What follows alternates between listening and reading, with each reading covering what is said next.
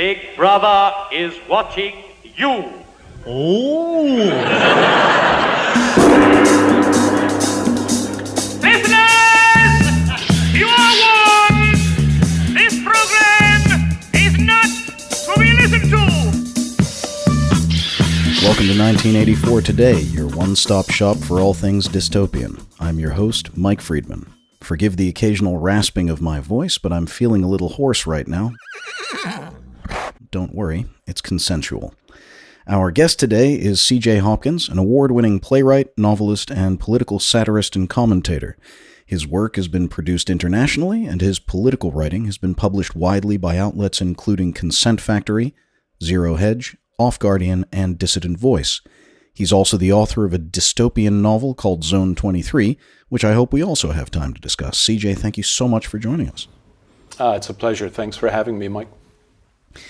So, most currently, in terms of what's been going on with you, you've written a book about, not so much about, but maybe encompassing your view and research and experience of the pandemic period, and the aftermath of that book has caused some legal problems for you where you live in Germany. Is that correct?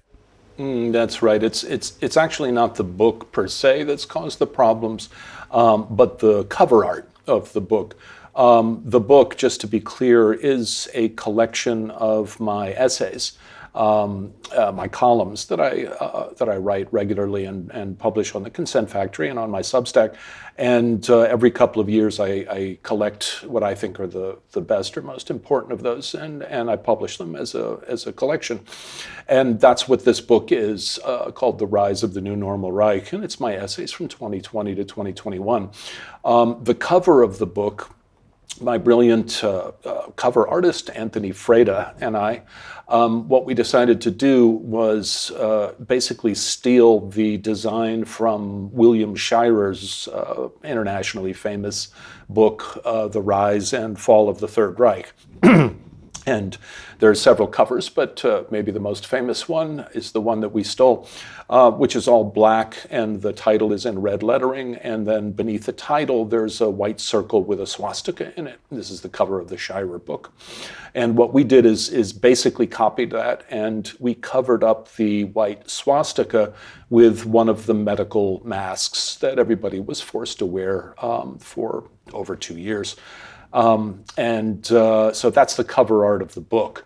What is at issue in my case here in Germany is 2 tweets that included that cover art.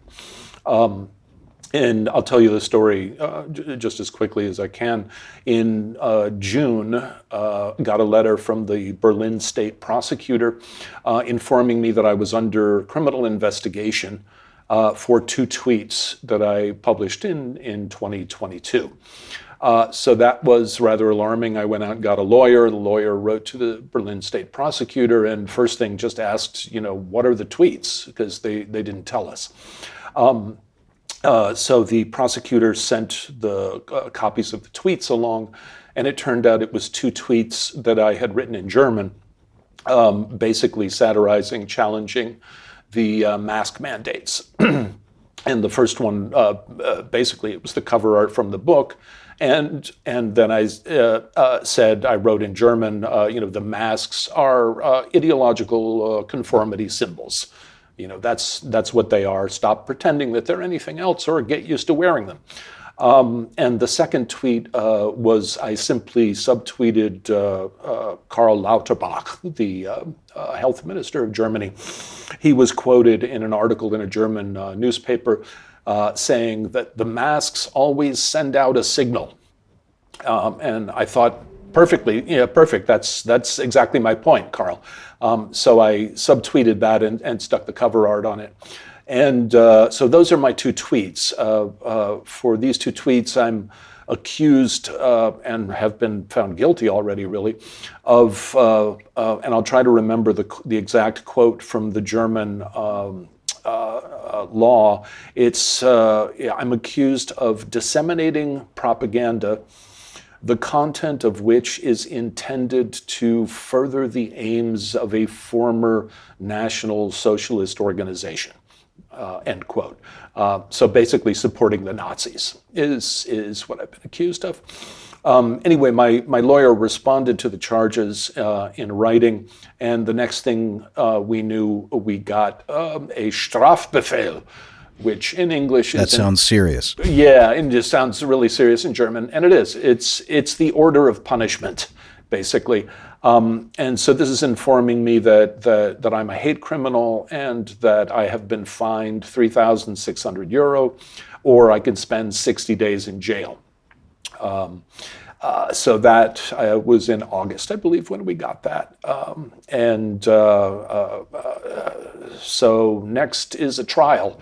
We've just received a trial date, and there'll be a trial in late January, and we'll go before the court and basically make the same arguments that my lawyer has already made in writing.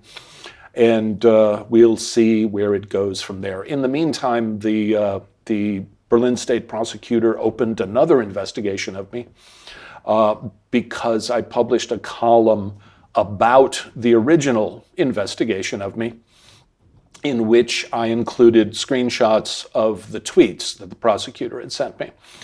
So they opened a separate investigation of me for publishing the tweets again on my Substack.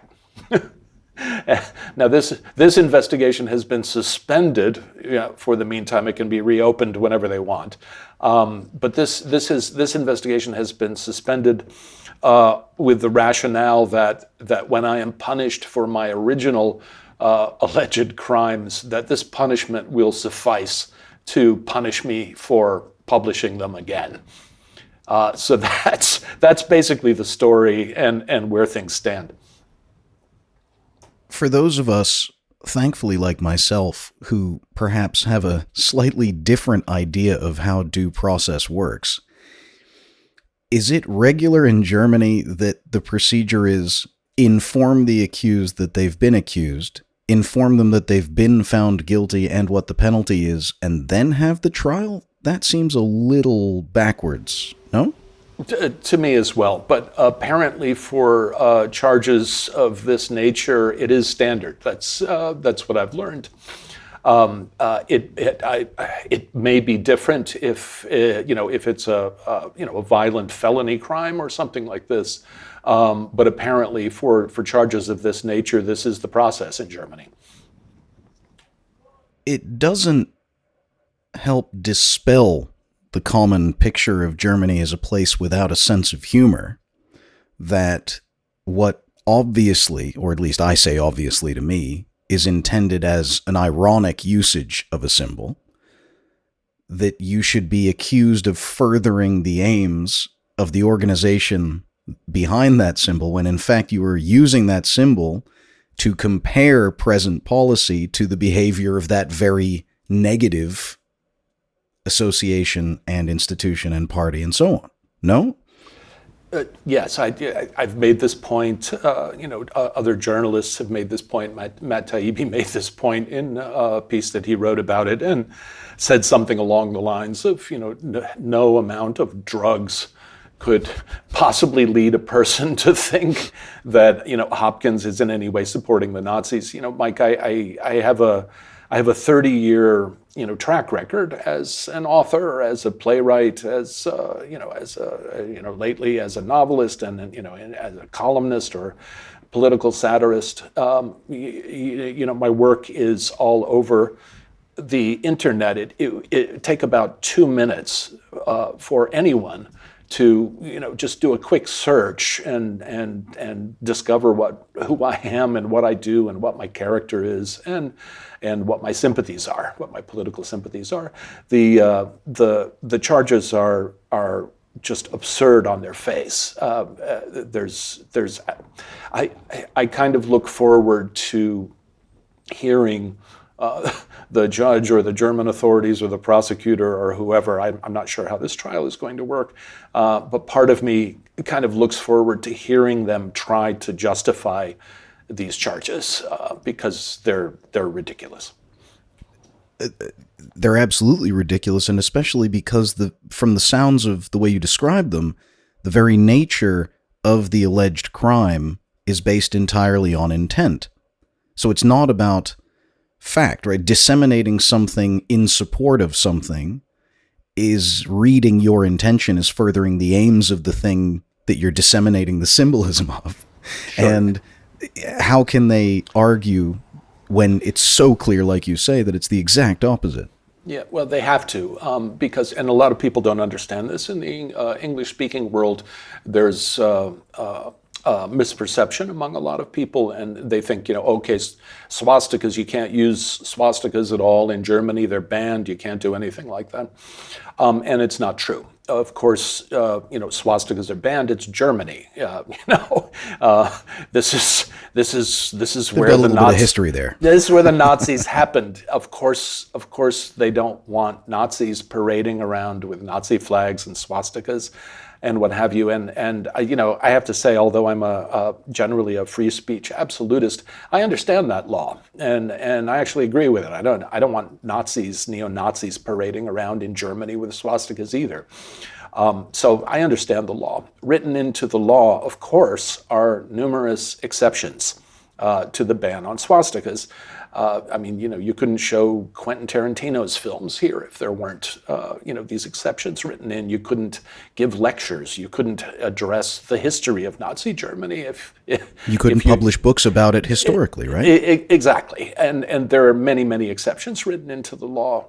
The one that applies to me very clearly is one of the exceptions to the use of swastikas is for people who are countering anti-constitutional activity, is the language that's written in the exception, which of course is exactly what I was doing. I was comparing what I see as a new emerging form of totalitarianism, not just in Germany, but throughout the West. I was comparing this new emerging form of totalitarianism to a historical form of totalitarianism, i.e. Nazi Germany. And I was doing that because it's entirely appropriate. It's the best analogy. Some people have objected and said, well, why don't you compare it to Stalinism? I said, well, because it's really not the right analogy. What happened, in the Soviet Union happened following a revolution where the aristocracy was wiped out, and it really doesn't track. Whereas when you look at the gradual emergence of Nazism in Germany in the 20s and 30s, and the incremental way that this totalitarian system evolved and eventually took over and took hold of the society and the country, that is exactly the analogy that I tracked and documented with citations in my collection of essays in the book that I was talking about.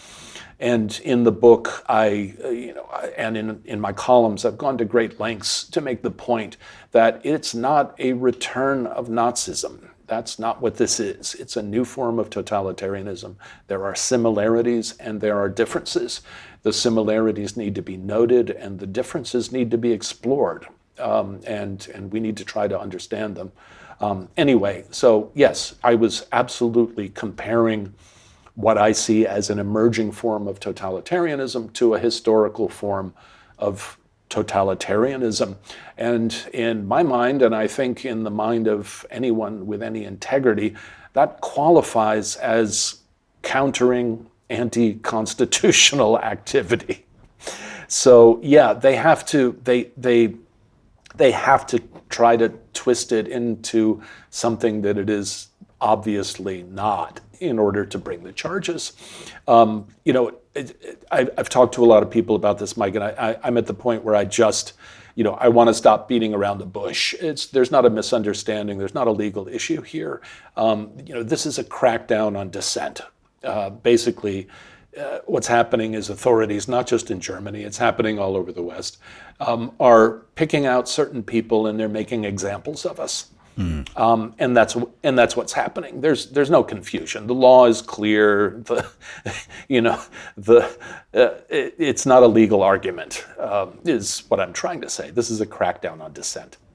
And of course, optically, it is ipso facto that the reaction from the state to the criticism you were putting forward was exactly the type of activity that would happen if the state was behaving in exactly the way you were saying it was. And that itself, I mean, obviously it's a Pyrrhic victory. You wouldn't want to be right and be on the receiving end of that type of lawfare, as they call it these days. But how does it feel to, in a way, be proven right a priori simply by the response to your work, or rather, not even your work, but to you talking about your work in the context of the country you live in? It's kind of cold comfort, to tell you the truth. I knew I was right in the first place. I didn't need to be prosecuted. You didn't need them to prove it. Yeah, I didn't need them to prove it. I said from the beginning of this that I'm going to fight these charges. I'm going to fight them in court. The odds are that the judge will uphold the order of punishment in January when we go in, and it will be the beginning of a long appeals process, which I intend to pursue to the end. And the reason that I intend to do that is just what you mentioned. I want to shine as much light as I possibly can on what this state and other states, other governments, and other authorities are doing, the way that the law is being instrumentalized to crack down on dissent.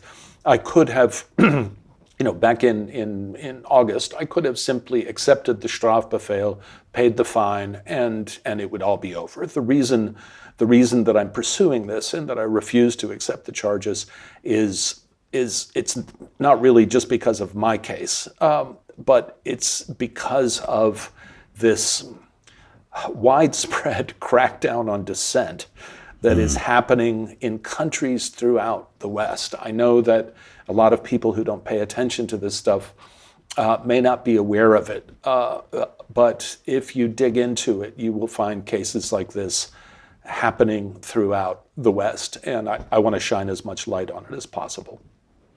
And it obviously speaks to how closely held your feelings are about this, that obviously, as you say, in August, I'm sure, even with some basic crowdfunding, you would have had enough supporters who would have chipped in and paid the fine for you if you were willing to put it to bed.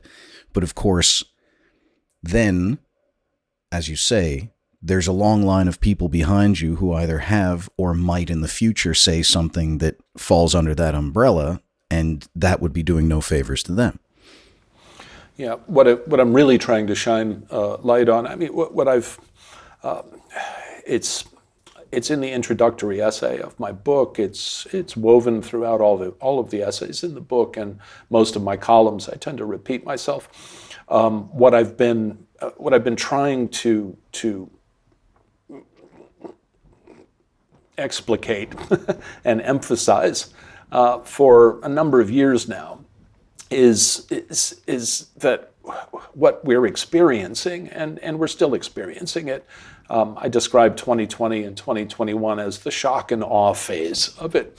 But what we're experiencing, we live in a, this is where it gets all complicated. We live in a new world that most of us really don't have our heads around yet. And we entered that new world, somewhere around the time of the fall of the Soviet Union, 89, early 90s. We became a world that is dominated by a single ideological system. And people argue with me all the time about what that system is called or what it should be called and what have you. It's global capitalism, okay? The last real ideological struggle ended with the fall of the Soviet Union, and we became one big global capitalist world. When one single system occupies an entire territory, and it doesn't have an outside adversary anymore, that system has really nothing else to do other than conduct a clear and hold operation. It's a military term. When a military conquers a country and they control the territory, and the fighting is over, the shock and awe is over, well, it's time to do a clear and hold op. And what that means is you go throughout the territory, you identify little pockets of internal resistance, and you try to wipe those pockets of internal resistance out. And at the same time, you try to establish ideological uniformity with your new official ideology, your new official narratives throughout your occupied territory. That's basically what I see happening and what has been happening over the past 30-something years. Okay, and I've been tracking it since long before the COVID years. The war on terror was a huge step forward in the evolution of this process, and the COVID years, 2020, 2022, were another huge step forward in this process. What's happening right now, and again, a lot of people aren't aware of it, but there is it's, I don't know if it's throughout the world, but it's definitely throughout the West, a widespread crackdown on dissent taking place. People can look up the Digital Services Act in the European Union. They can look up, you can help me, maybe I forgot what the British... the Online Safety Bill, I think it's the called. Online Safety Bill, the authoritarian legislation that has just been rammed through in Ireland. These laws or acts, and it's not just them, they're being rammed through. Infrastructure is being implemented throughout the West, to suppress dissent, to censor dissent, to crack down on dissent. For those of us who are paying close attention to this, these are classic hallmarks of an evolving totalitarian system. And again, I'll stress it for people who freak out when I say that, it's not a repeat of Nazi Germany. It's not a repeat of Stalinist Soviet Union. It is a different new form. Nonetheless, all of the hallmarks are there. All of the hallmarks are there. What I'm trying to draw attention to, much, much more than just my individual case, is this development, Mike, because it's happening. People don't realize that it's happening. They go on, I'm sorry, I'm rambling, but most people will just go onto the internet and they want to look something up and they pull up Google and they look at an article on Google.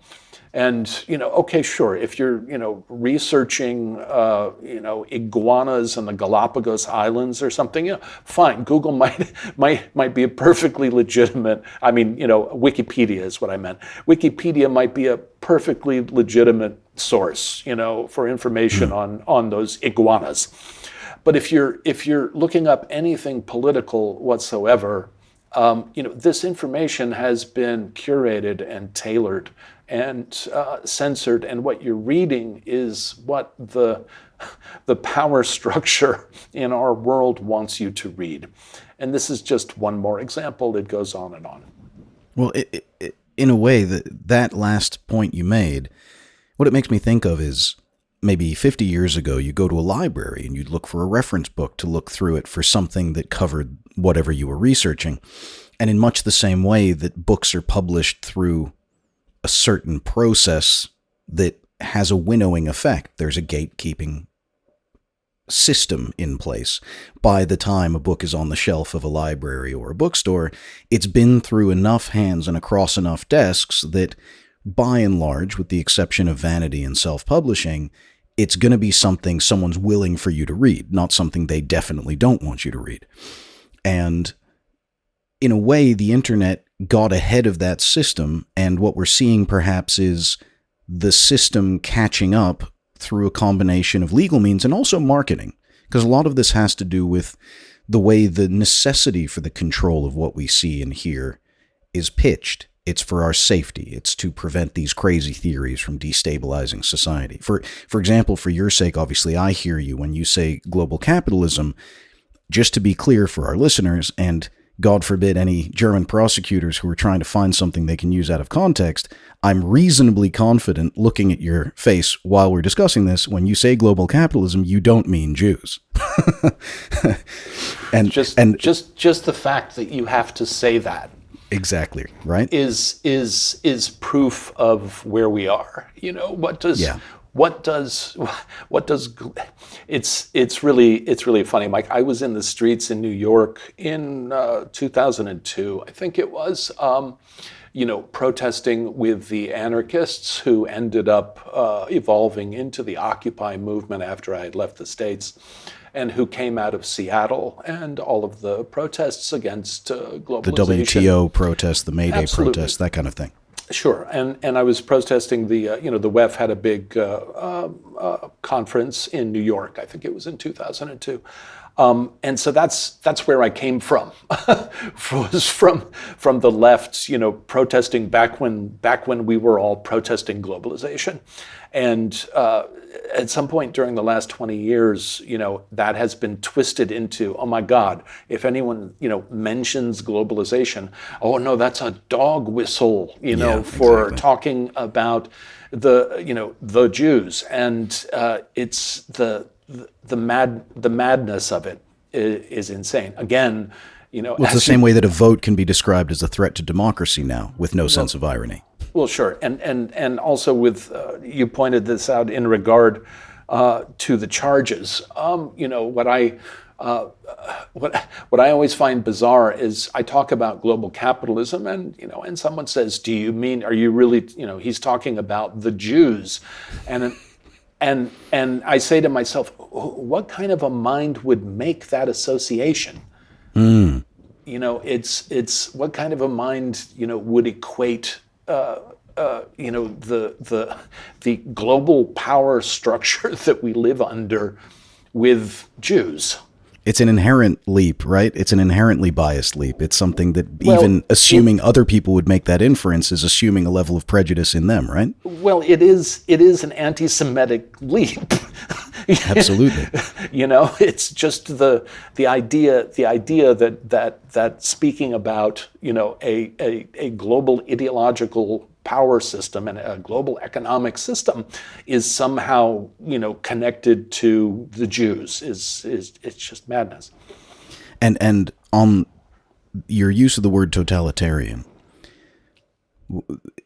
one of the books I've read as part of the process of this podcast is a lovely book by Dorian Lynskey called The Ministry of Truth, which is a biography of Orwell's 1984. And in it, he attributes a quote to Mussolini, which is Mussolini's definition of totalitarianism, where he says everything within the state, nothing outside the state.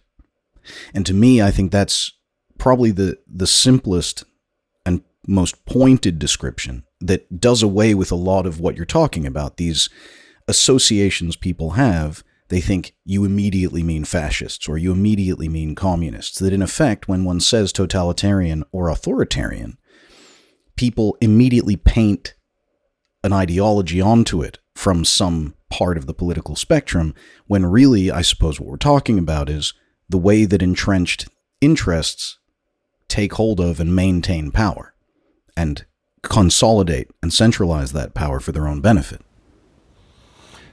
Sure, I would change that. I would add a little bit to that, because I don't think we're really talking about states anymore. I think when we're talking about the system that we all live under, it's supranational.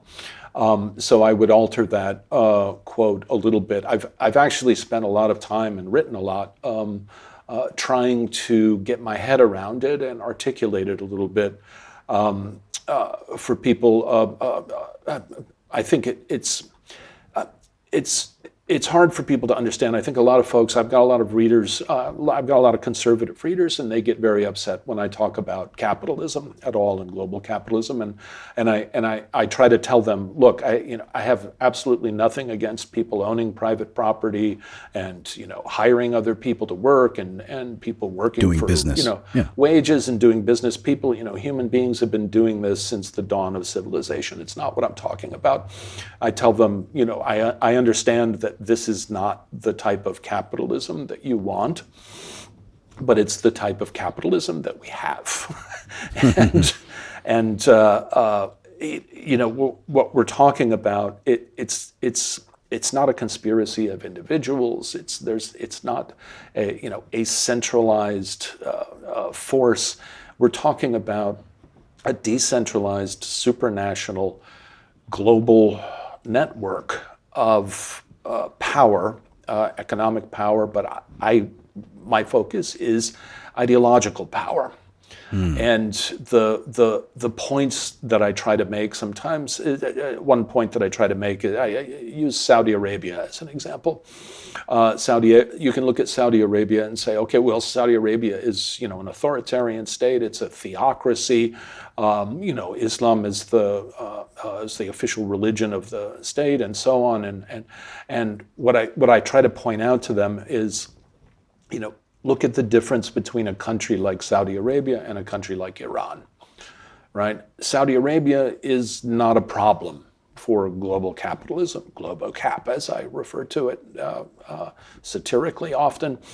Saudi Arabia is not a problem. Iran is a problem, right? The reason is that under global capitalism has no ideology, right? If you're playing ball with globocap, with the system at large, you can do whatever you want in your country. It's fine. You want to have a theocracy, an authoritarian theocracy, absolutely fine. But when globocap comes knocking at the door and needs something, you answer the door and you respond to global capitalism. Ultimately, that's what Saudi Arabia is playing ball with, and what Iran is not playing ball with. Another example, just to maybe shine light on the first example, is religion. People who are religious. There are a lot of people who are religious in the sense that they believe whatever they believe, and they wear whatever they wear around their necks, and they go to church or temple or the mosque, on the days that they're supposed to, and all of this. But they live their lives according to the rules of global capitalism, not according to the rules of their religions.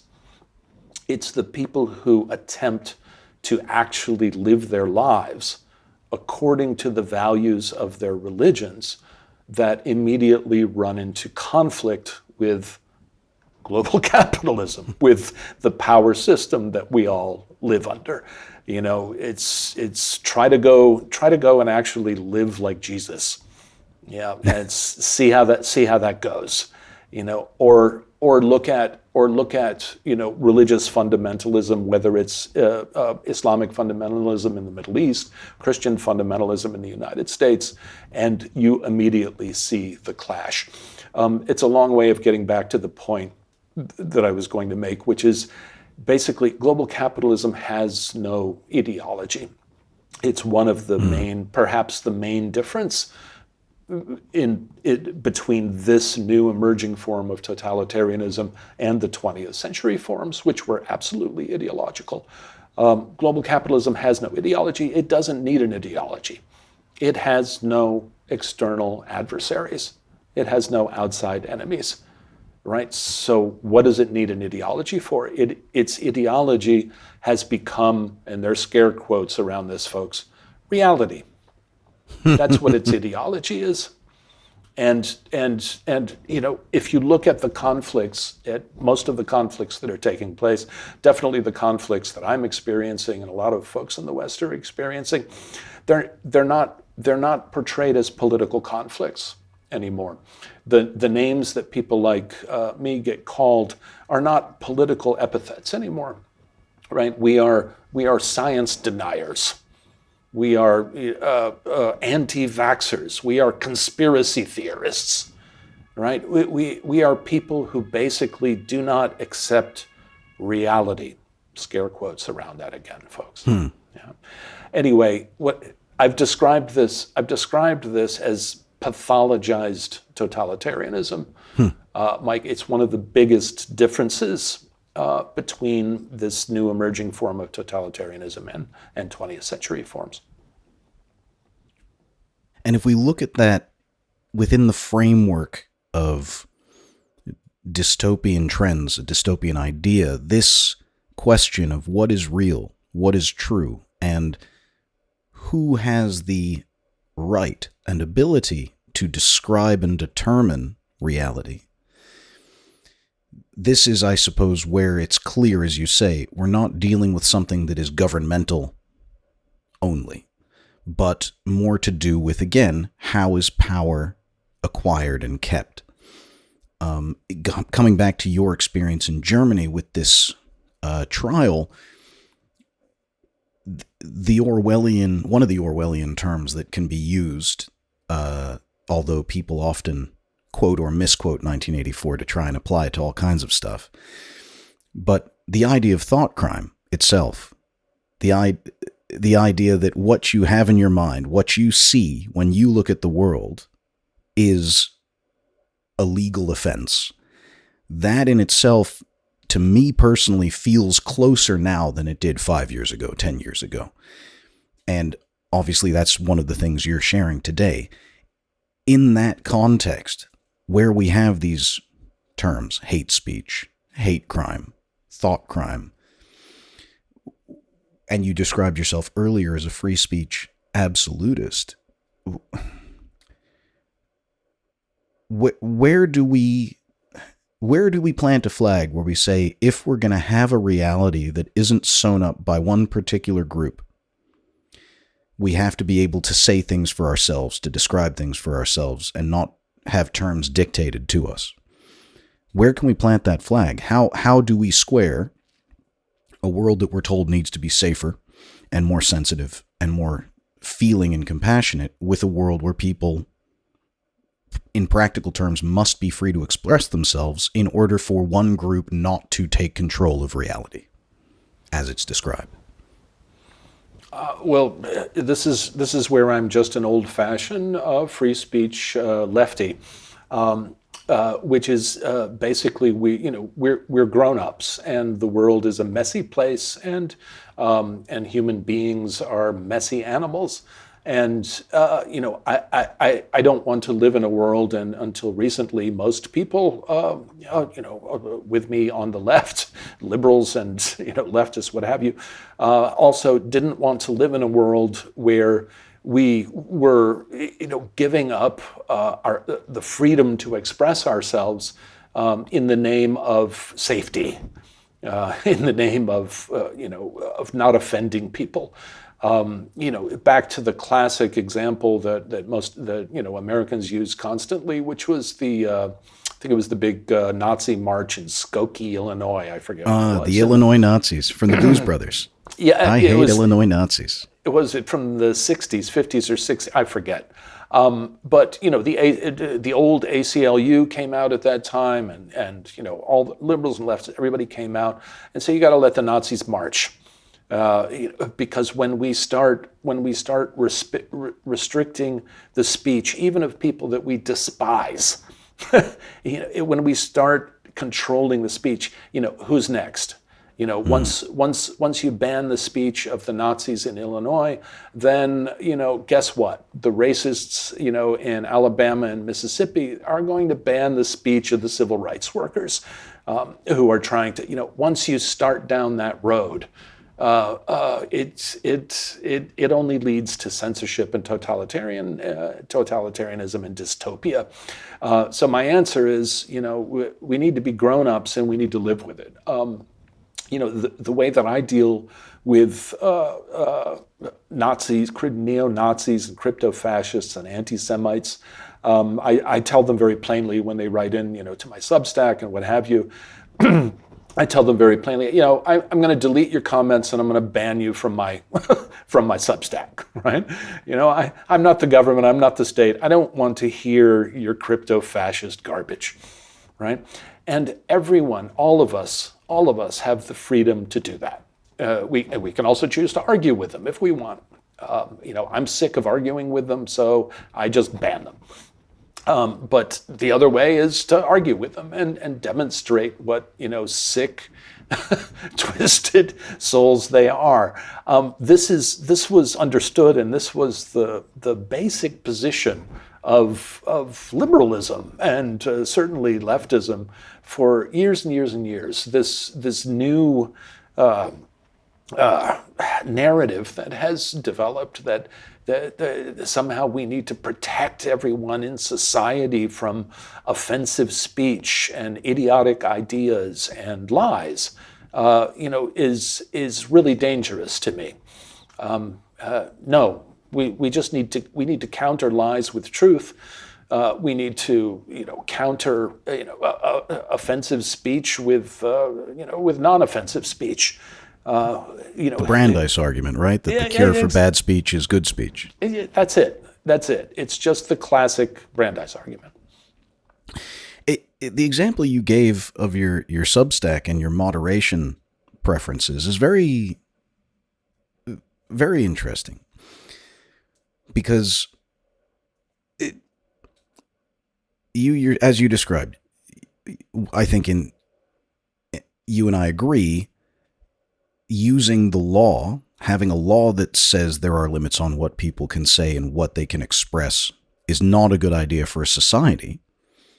But for the community that you've built around your Substack, the people who read your work and comment on it, you don't want a comment thread polluted with people raving and being insulting and saying things that are horrible, because it lowers the tone of the community. It is perhaps frustrating for you, and it clouds where people are comfortable saying something that's direct or honest because someone else is jumping in and being a douchebag about it. So you choose, in a sense, to restrict free speech within the confines of your community, but you are not the law. You are not the government. And so, in a sense, I find that tension to be very real for me also. There's certain things I really don't like hearing. I find certain words, certain attitudes to be ugly. They produce a visceral reaction in me. But at the same time, I can't get past the Chomsky argument when he was defending Holocaust deniers, which is, if you will only defend the speech of people you agree with, you don't believe in free speech. I'm not really sure how I'm feeling my way there, but just in a way, your feelings that you want to keep that stuff out of your system, but also are in favor of it being legal, at least in an absolute sense in society. In a way, someone who is arguing with you would point out, well, all we're saying is we want to be moderating the way you are, except we want to be doing it everywhere, not just on your Substack. It's a question I find very interesting because it's queasy. At some point, it's unpleasant to accept people saying some of these things and believing some of these things. And how do we do that as a culture without becoming like a horrible comment thread filled with all sorts of ad hominem attacks and racism and so on? Yeah, well, for me, it's pretty easy, Mike. Basically, there's, there is the state, or the society that can pass regulations or not pass regulations on what people can say, and do this in the form of laws and what have you. I'm not the state. I'm a guy. It's in the same way. If I had a party, if I invited people to a party in my apartment, and a bunch of people showed up to the party, and one of them was a neo-Nazi, and started ranting, about the Jews in the middle of my party. I would remove this person from my apartment. They're not welcome they're not welcome to come into my apartment and start ranting a bunch of fascistic stuff about the Jews. Same would go for, a racist. If somebody, if I'm having a party and somebody shows up at my party and starts, ranting about, whoever in some racist way, I'm going to throw that person out of my apartment. They're not welcome here where I live. I'm not the state. We all live in societies, we live in states, what have you, but we don't function in the same way the state does. That neo-Nazi that I throw out of my party, he's welcome to go right down the street and go to a neo-Nazi party. And I will go out and I will protest and I will defend his right to go to that neo-Nazi party, and I will defend his right to publish his neo-Nazi garbage in whatever, neo-Nazi garbage publication wants to publish his stuff. I will absolutely defend their rights to do that.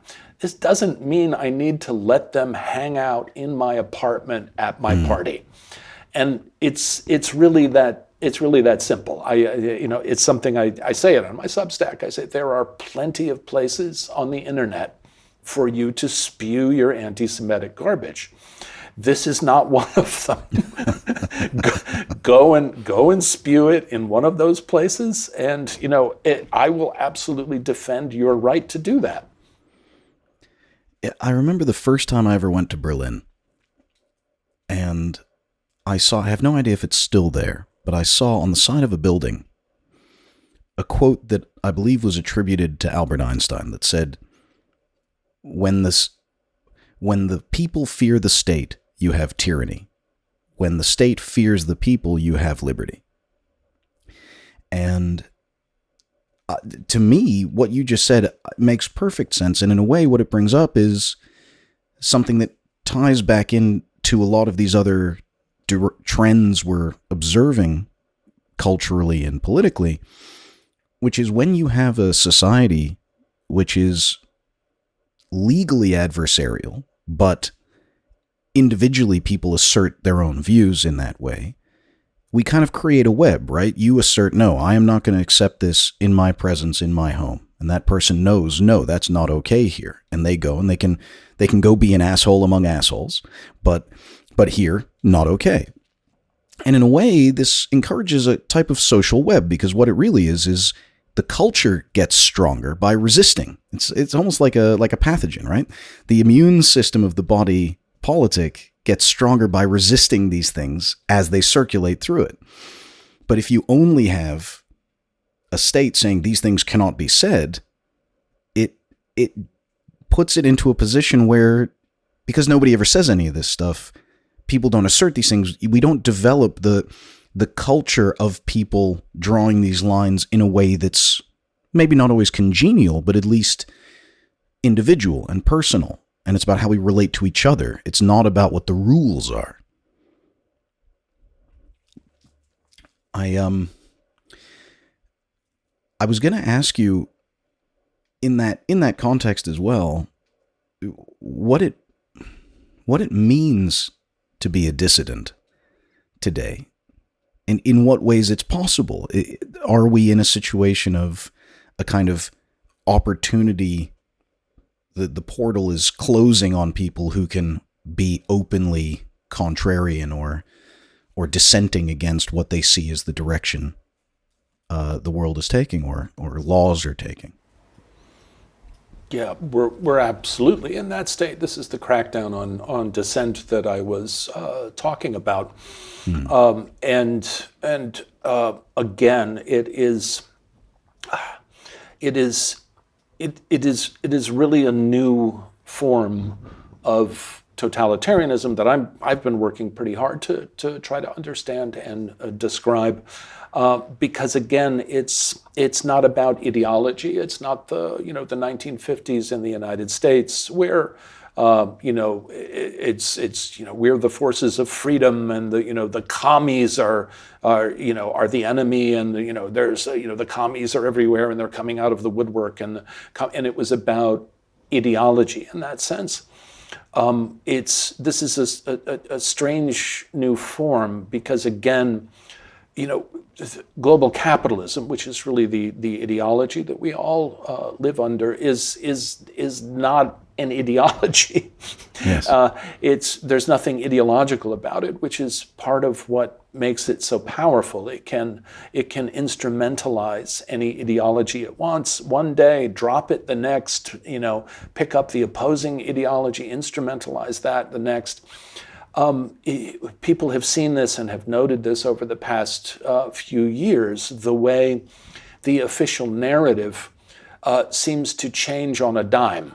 Right? In much the same way. Now, this is an analogy from 1984 that I've used over and over and over again. It's just that classic scene in the middle of the Hate Week celebration where they switch official enemies. and the speaker on the platform, doesn't miss a beat. His speech continues, and all that happens is whoever it was, Eurasia becomes East Asia, or vice versa. We have always been at war. Exactly, and it switches, and no one misses a beat in the audience, and it simply switches. One day, the United States and everybody throughout the West is just absolutely hysterical about the return of fascism and the rise of the new, fascism. And, Donald Trump has an underground army of, neo-Nazi racists that are going to... The ultra mega whatever. Yeah. Exactly, that are going to, overthrow the United States government, the Russian... in my earlier collections and essays, I used to call them the Putin Nazis. Right? So for years, all during the Trump administration, just mass hysteria about, it's the Nazis are coming, it's the return of fascism, Trump is Hitler, and so on. And then boom, on a dime, suddenly, the neo-Nazis in the Ukraine, it's not, it's complicated. They're not really such, neo-Nazis and, and the ability of... And what does Nazi mean anyway? Yeah, exactly, and it's like, to have been a Nazi, but people had, they were faced with difficult choices, as whether to be a Nazi or not be, and suddenly, the same people who were just red-faced hysterical, just wide-eyed hysterical for 4 years about the return of fascism are now apologizing for, blatant neo-Nazis, and screaming about not sending enough money and weapons to people who wear swastikas. Exactly. We just can't, we need to send more weapons to the Nazis. And when you look at this, when you track it, and you ask, how can that happen? How can people just turn on a dime like that? And I really think the analogy from 1984 is absolutely appropriate. The point that I try to make is this is what I mean when I say that global capitalism does not have an ideology, right? Its ideology is quote unquote reality, and it dictates what reality is, and it dictates it from day to day. Right? And the question is not what do you believe? The question is, are you in conformance? Are you in conformity with the official narrative, whatever it happens to be today? And what it happens to be today may be the diametrical opposite of what it was tomorrow. But that does not matter because it's not an ideological argument. It's a question of, are you in conformity with the official narrative? There was a very powerful, at least in my view, powerful example of this not so long ago with the brouhaha at the Canadian Parliament, where they had they welcomed Zelensky from Ukraine and were having a kind of pep rally, and the speaker welcomed I think he was 96, maybe 98 years old chap named Yaroslav Hunka, who stood up and gave a wave and took a bow, and he was lauded as having fought against the Soviets, i.e. the Russians, in the Second World War, and was a true Canadian hero, originally from Ukraine. Of course, anyone with a sense of history knows that if you were in Ukraine and you were fighting against the Russians, you were fighting for the Axis. And so, of course, it then transpired that Hunka, you probably know all this anyway, but for the benefit of our listeners, that it transpired that Hunka had his own blog where he was sharing photographs of his time in the Galicia SS regiment in Ukraine during the Second World War. It was the happiest time of his life, and he was basically fighting for the Nazis and loving it. And then, of course, the so-called alternative media got hold of this, put it out there. Mainstream media had to then pick it up and talk about it. Filters through the process. Speaker of the House resigns. Prime Minister apologizes. And then Politico publish an article where they basically say, like we were joking, they actually wrote an article about, what does it mean to be a Nazi really anyway? A lot of people had, like you said, they had to make these difficult choices. And this pivoting, the word that I love, I learned it from a documentary a few years ago, and it's increasingly apt, is impretzelment. The contort, it's a beautiful word, isn't it? Just the contortions that people go through to suddenly face 180 degrees away from where they were 24 hours earlier, as if it's a completely seamless and intuitive move. And for me, maybe because I fancy myself as rational, maybe because I'm stubborn, or maybe because I'm seeing something that they're telling me isn't there, it's like a violence against my sense of reality. And this, to me, is pure dystopia. This is pure Orwell. The idea, the nightmarish feeling of what happens when truth disappears, which is, to me, the hallmark of dystopia. And you wrote a dystopian novel. I hope we can quickly talk about that. Maybe with that as our segue, we can talk about imagining a dystopian world, and also the effects that these totalitarian influences, this war on reality and truth, where is the place for imagination and creativity when this reality becomes this amorphous blob that's molded constantly by people who are telling you what's true, rather than it being a consensus reality that we share? Sure. I should note, you were talking about the publishing business earlier, and a lot of people don't understand. A lot of people don't understand how the publishing business works. My novel, Zone 23, 500-page satirical dystopian novel, which I published myself. There's absolutely no way that a novel like this could be published by any of the legitimate, any of the so-called legitimate, respectable air publishers. Quotes legitimate. Yeah, publishers these days. So, a lot of people don't understand. There are like 5 big publishing houses in the English language world, and they own all the various imprints and what have you. A novel like mine would, it would spend about 20 minutes with the sensitivity editors that exist at all the publishing houses now before it would get chucked immediately. I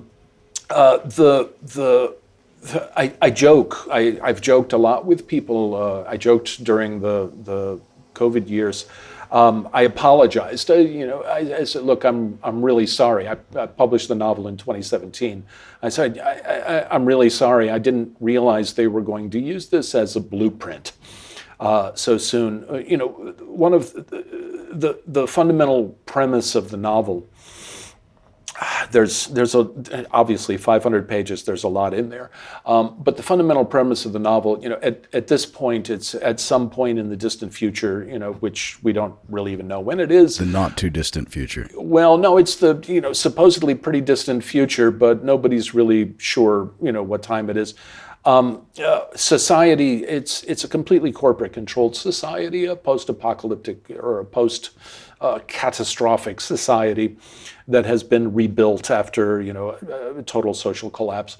And it's a corporate controlled society, and the society is divided into 3 classes of people. There are the variant positive normals, the clears, and the antisocials. And the way this works is, at some point in this dystopian future, it was discovered that all forms of aggression and violence and aggressive behavior were all due to a defect in the genetic structure of humanity. Right? So everyone, every human being has this defect. Right? And think about that for a minute. It's a defect in the genetic structure of humanity. So in order to correct this defect, measures had to be taken. The clear generation, they're the younger generation, they've been genetically modified to correct this defect. The variant positive normals, they're the older generation. They couldn't be genetically modified because they were already born. So they are heavily medicated. There's a lot of medication that will help, that will keep them from having aggressive thoughts and hostile thoughts and so on. And the antisocials, of course, are medication resistant. They don't respond to the medication or they won't take it. And so they all live in gigantic quarantine zones that are walled in. And so they're like, small cities that are completely walled in. And they live in these quarantine zones. Like favelas or ghettos. Yeah, exactly. Or, Gaza, for example, that's where they live. And that's the way society has been divided. So it's a completely pathologized society, and the logic of the control system in the society is not a political logic at all. It's a completely pathological logic, and that's kind of what we're moving towards, isn't it? Yes, it often feels, although this sounds egotistical to say,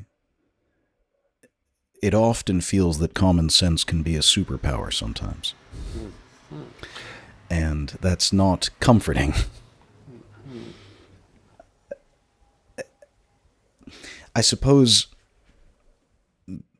this is where a world like that, a world that's controlled and laid out and people are led to understand themselves in a certain way based on what the powerful have laid out, where one of the ways that touches me in terms of our conversation today is humor is very anarchic because it's unpredictable and it seems to most of the time be inherently anti-establishment or anti-power. And imagination also is very liberating. It's something that runs free when it's at its best. And creativity, in a sense, even if the creativity is not of something overtly funny or intentionally funny, it feels to me like creativity flows in the same meadow as imagination and humor. There's something unpredictable, not charted. It's not a framework. It's something that kind of happens, that flows through a person. And each of us interprets this flow differently, which is why writers often come up with the same ideas or the same premise, but one of them will be writing a horror novel and one of them will be writing a futuristic sci-fi. But really, they're kind of channeling the same thing. It's almost as if something is moving through them, and each of us puts our lens on it.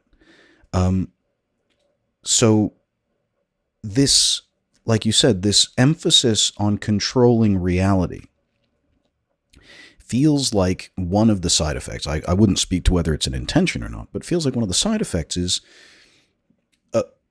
a control of creativity, a control of humor, a control of imagination. Those things that are inherently, I would argue, inherently human, natural to us, that kind of bubble up from inside, meet this downward pressure, this outer pressure of, well, we can't say that, we can't do that, we can't believe that, oh, it's not like that. It is, in a sense, censorship, but beyond someone just sending you a notice because you sent the wrong tweet. It's internal. It meets us where we are, not after we take action. Am I off base there? Do you see it differently, or? No, that's you were talking about the essence of totalitarianism before, and the way that I understand the essence of totalitarianism and where it differs from fascism, authoritarianism, whatever other terms you want to put on it. Totalitarianism is an attempt to establish complete control.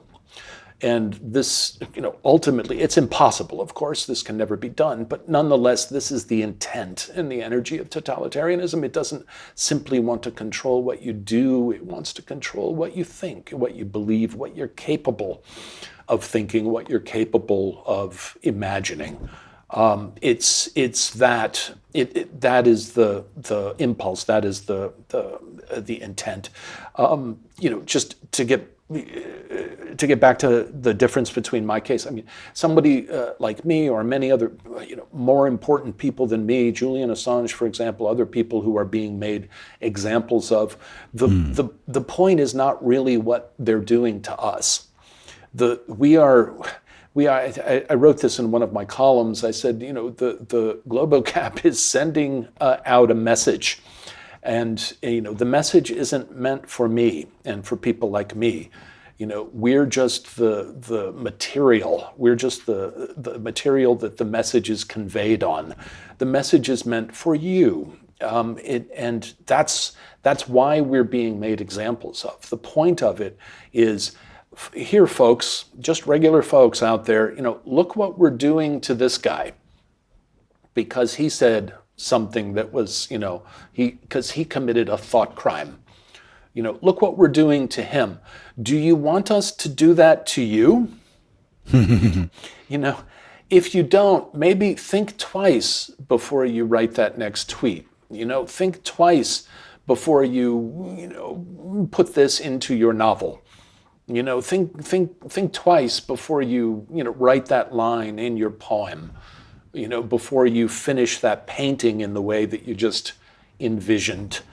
Think about what's going to happen to you. And remember when we made examples of these people, all of this is directed toward creating what the Nazis called Gleichschaltung. Synchronizing, total ideological synchronization of society. Right? This is the classic essence of totalitarianism. As I said, it's impossible, but nonetheless, every totalitarian system strives toward this. Yeah, I've also. A lot of people started reading my essays back in 2020. I wrote an essay called The Covidian Cult. And in that essay, I made the point that if you want to understand totalitarianism, you can understand it as a cult writ large on a societal scale. And vice versa. If you look at the operations of cults, you're basically looking at the mentality, at the modus operandi of a totalitarian system in a microcosm. This desire, this attempt to control every last aspect of the social body, whether it's a small cult or whether it's an entire society or whether it's the entire planet. I believe this is really the essence of totalitarianism. For some reason, it makes me think of trajectories that, as we said earlier, at least from what I understand from you, you're not talking about a cabal. You're not talking about a group of people with a definite intention and a central agenda who are kind of conspiring to create an outcome. It's in a way more worrying than that, because it's something that seems almost an emergent phenomenon, right? It's something that's happening. It's a way we're all moving. And when I think of that, I wonder about whether this is a byproduct or a trend that comes from really the machine age, the advent of industry as we understand it in a modern sense, the standardization that's necessary for mass production, for doing things at the grand scale, that perhaps as more and more of us are on the planet, the individual disappears into this mass and the rules begin to change. What works for a mass doesn't work for an individual, and vice versa, that 100,000 people on the planet can live in a way that maybe 10 billion people can't live on the planet. And so a kind of emergent force that maybe manifests in different ways. Perhaps it doesn't have to be a totalitarian system, but it comes with that energy of pushing us in a certain direction where each of us perhaps can't do things the way we totally would like because of all the people we're rubbing up against all the time. That perhaps there's some impetus behind this that isn't merely political. As you say, it's not ideological. It's something that is happening, but it's not necessarily that someone somewhere is doing it. I find that not attractive, but a kind of compelling way of looking at it. And I also find it quite worrying because where does resistance to that direction come from? I'm not resisting against anyone. How do I live that challenge? Yeah, I see it a little bit differently, and I'll get into some of the more philosophical stuff that I get into often. It's the reason that I insist on calling the system that we live under, and no, it's not a cabal, it's not a small group of people. You could take, yes, of course, there are people conspiring at the top. There are always people conspiring at the top. They're part of a system, and they're servants of a system, and it's the system that I'm focusing on and tracking. You could replace all of those people at the top with other people at the top tomorrow, and the system would continue to evolve exactly as it is evolving. The system that we're talking about is global capitalism. If you go back to the 20th century and you go back to those totalitarian movements and systems in the 20th century, look at the 20th century, what was happening. Capitalism had been around for a few hundred years. It was doing really well. It was spreading across the planet. And what does capitalism do ideologically? What does it do when it takes over a society? Well, the first societies that it took over were despotic societies. All right, they were ruled by aristocracies, they were ruled by the church, they were ruled by kings and the nobles and what have you. And capitalism came in, and for folks that have a problem with this, then switch words, democracy, call it democracy, because that's what it did. Capitalism came in and it basically said, oh no, you know what, the king and the church and the aristocracies and the nobles and all them, they don't get to establish values anymore. All right, values from now on are going to be established by the marketplace. All right, power, ideological power is not going to flow from the church and the monarchies. It is going to flow from the marketplace. What capitalism does ideologically is it goes into a society and it decodes that society of its despotic values. Right? Which is great, which is wonderful. I'm in favor, racism is a despotic value. All forms of bigotry are despotic values. I'm in favor of decoding all of those. Great. Capitalism basically gave us the democracy that we all enjoy. And it did that by decoding these societies of their despotic values and resituating value production in the market, right? Capitalism has no values. It has one value, and that's exchange value, right?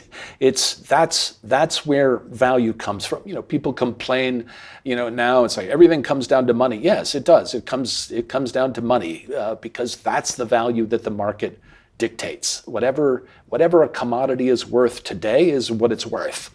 It's not worth what the church says it's worth. It's not worth what the king says it's worth. It's worth what the market says it's worth. So capitalism was doing that in the 20th century, and it was spreading around the world, and two reactionary forces rose up against it. And one of them was fascism, and the other one was communism. Yeah, and I'm sorry to all my lefty friends. I know, just like my conservative friends say, it wasn't real. This isn't real capitalism. And you don't know how long I've heard all my lefty friends say it wasn't real communism. That's right. The reason it failed was because we didn't do it hard enough. Yeah, exactly. Whatever you want to call it, these two reactionary forces, they rose up, and they said, you know what? We don't want global capitalism to turn the entire planet into a marketplace. We want to hold on to our values. We want to hold on to our racist, fascist values. We want to hold on to our social values, our socialist values. We want to hold on to the values that we determine, that we dictate as people, not values that are established by the marketplace. And by the way, these can two, I just jump in? Sorry, well, CJ, I didn't... let me just finish Sorry. this so you get the whole picture. These two reactionary forces rose up and they attempted to stop the forward march of global capitalism, and they failed. And they failed, and global capitalism won. And where we are and where we're going, this is, again, when I say global capitalism has no ideology, this is what I'm talking about. When you turn over the production of value, the production of reality to global capitalism, all global capitalism knows how to do is wipe away despotic values and render basically everything and everyone a commodity, right? And that's what it is doing. How do you resist that? We're seeing that resistance, Mike. And again, most of it is reactionary resistance. And when I say reactionary, I'm not using that word as a pejorative. I'm simply describing this is an older system of value that is rising up and trying to stop the advance of a new system of value or non-value. And I'm sorry, I didn't let you get in. Go ahead. No.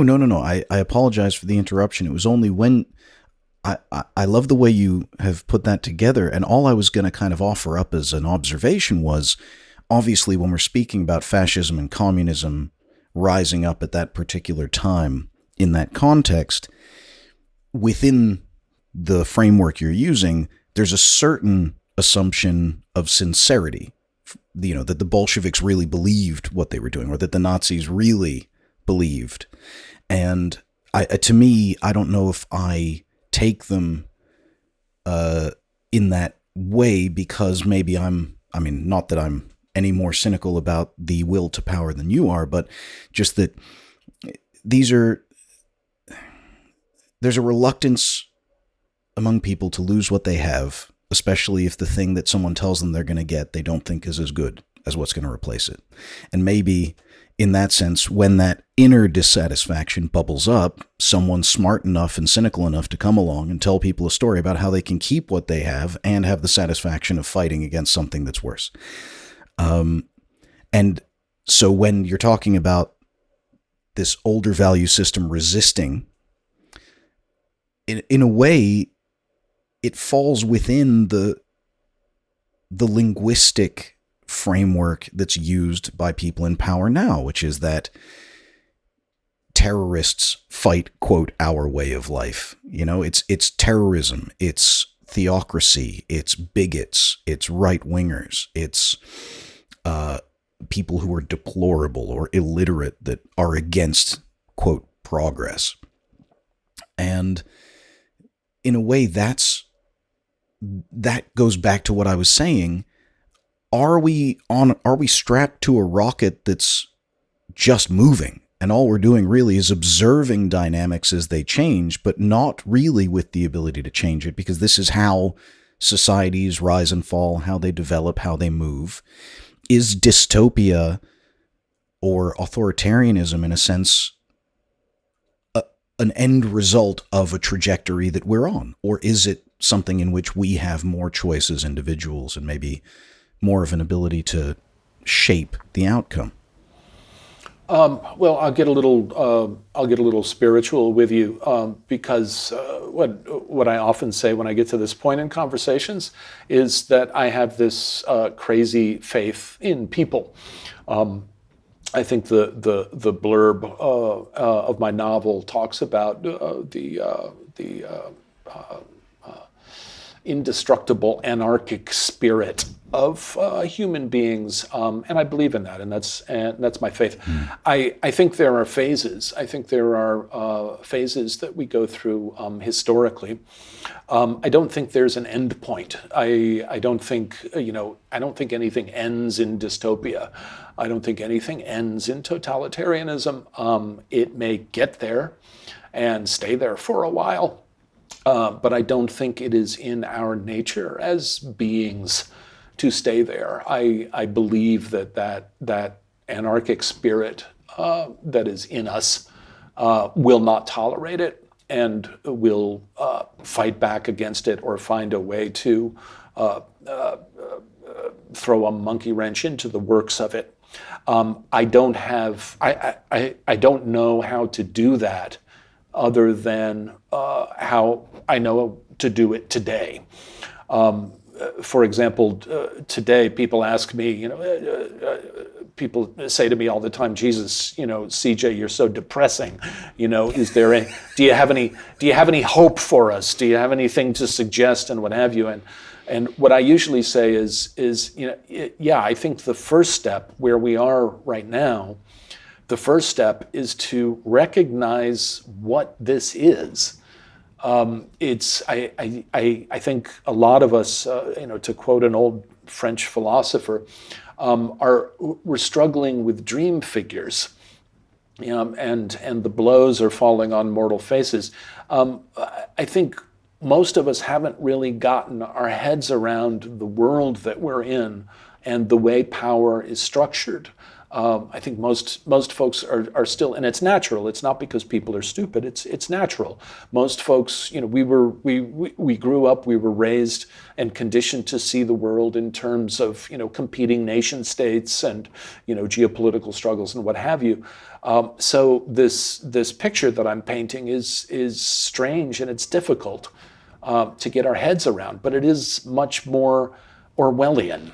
And I think the first step in addressing it, I don't know if it's something that can be defeated or if it's something that is simply resisted and corrupted and changed. The first step is to try to see what it is, what it actually is that we're struggling with.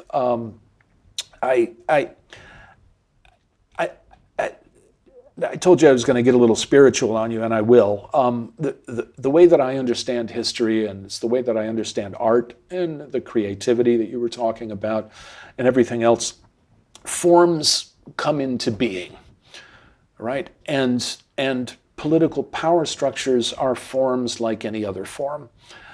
Forms come into being, they evolve, they develop, they do that in conflict and contrast with other forms, and dominant forms, eventually, they reach their full expression, right? And by the time they reach their full expression, the seeds of their destruction are already contained within that full expression. I think it is part of the job of artists, and it's the role of artists and what we've always done. We are the ones, we are among the ones who plant those seeds of destruction as a form is evolving towards its full dominant expression. I don't know if that's clear, if people can get their heads around that. It's not the same as defeating an opponent or stopping something as much as it is weaving the destruction into the creative process, because the creative process, of course, includes the destruction. Any form. Look at nature. Look at plants. What have you? Once a form achieves its full expression, what happens? It dissolves. It dies, so that something else can be born, and the something else that is born is already in the thing that dies. So maybe it's not up to us to stop the thing as much as it is to plant those seeds that can then take root and grow when the time is right. And at least to be active in our awareness and our observation of ourselves within that process and of the process. Yes. I very much appreciate what you say. And when you were saying it, what immediately came to mind is that over the course of the year, the hottest part of the year happens after the longest day. So by the time you have the summer solstice, the days are getting shorter. The sun is in retreat, so to speak. But the heat builds to a climax after that. And that's how it feels to me, that there's this cyclical nature.